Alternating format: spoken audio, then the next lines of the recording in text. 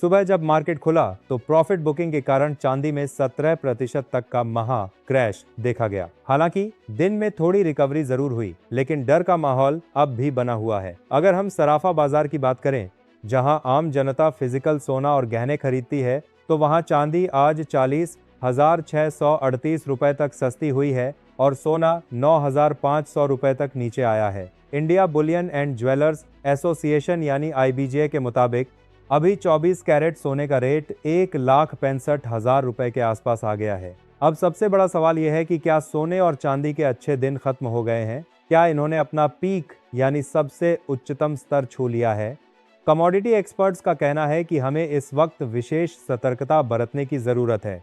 वैश्विक बाजार में गोल्ड का जो स्पॉट चार्ट था, उसने $5,594 का ऑल टाइम हाई बनाया था, लेकिन उसके बाद वहां भी 6% की बड़ी गिरावट आई। केडिया एडवाइजरी के अजय केडिया जी का कहना है कि जब कोई भी चीज एक तरफा भागती है तो उस पर कभी न कभी ब्रेक लगना तय होता है। हालांकि वैश्विक बाजार में बहुत कुछ नहीं बदला है, लेकिन इस तरह की मुनाफा वसूली बाजार का हिस्सा है। हमें यह नहीं भूलना चाहिए कि आज का माहौल वैश्विक तनाव से भरा है। डोनाल्ड ट्रंप द्वारा लगाए जा रहे टैरिफ, विभिन्न देशों के बीच युद्ध की स्थितियां और दुनिया भर के केंद्रीय बैंकों द्वारा अपनी करेंसी को सुरक्षित करने के लिए की जा रही सोने की भारी खरीद, ये सब बाजार में भारी अस्थिरता पैदा कर रहे हैं। पहले सोने में एक दिन में 1-2 हज़ार रुपए का उतार चढ़ाव होता था, लेकिन अब यह 10-15 हज़ार रुपए तक पहुंच गया है। इसका मतलब है कि मार्केट में जोखिम बहुत बढ़ गया है। इतिहास हमें सिखाता है कि साल 1980 और 2012 में भी सोना काफी लंबी तेजी के बाद इसी तरह बुरी तरह टूटा था और फिर कई सालों तक उसमें बड़ी बढ़त नहीं हुई थी। हालांकि अगर आप लंबी अवधि यानी लॉन्ग टर्म के हिसाब से देखें तो सोना और चांदी हमेशा महंगे ही होंगे, लेकिन शॉर्ट टर्म में आपको बड़ा नुकसान हो सकता है। मार्केट एक्सपर्ट्स का सुझाव है कि आप एक साथ बड़ा निवेश करने की गलती न करें।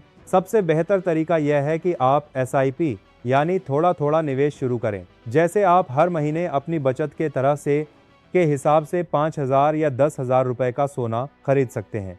इससे आपको बड़े उतार चढ़ाव का फायदा मिलेगा और आप पूरी रैली भी मिस नहीं करेंगे। अगर आप अभी 2 लाख रुपए निवेश करने की सोच रहे हैं, तो पूरा पैसा एक साथ न डालकर केवल 50,000 रुपए से शुरुआत करें और बाकी पैसा बाजार की गिरावट के हिसाब से धीरे धीरे लगाएं। सारा निवेश एक ही एसेट में डालना जोखिम भरा हो सकता है। भविष्य में कीमतें बढ़ेंगी या गिरेंगी, यह इस बात पर निर्भर करेगा कि अंतर्राष्ट्रीय स्तर पर शांति बहाल होती है या तनाव और बढ़ता है। अगर माहौल ठंडा होता है तो इन धातुओं में और गिरावट आ सकती है और लोग फिर से स्टॉक मार्केट की ओर भागेंगे। तो दोस्तों, बाजार की इस उठापटक में घबराएं नहीं, बल्कि बहुत ही समझदारी और धैर्य से काम लें। एक साथ सारा निवेश करने से बचें और हमेशा हॉलमार्क वाला सोना ही खरीदें। आगे सोने और चांदी के जो भी लाइव भाव रहेंगे, बाजार की सत्य बाजार के साथ मैं आपको इसी न्यूज़ चैनल के माध्यम से सबसे पहले बताता रहूंगा। हमारे साथ जुड़े रहने के लिए चैनल को सब्सक्राइब करें और इस वीडियो को लाइक और शेयर ज़रूर करें, ताकि यह जानकारी दूसरों तक भी पहुंचे। अपना और अपने परिवार का ख्याल रखें।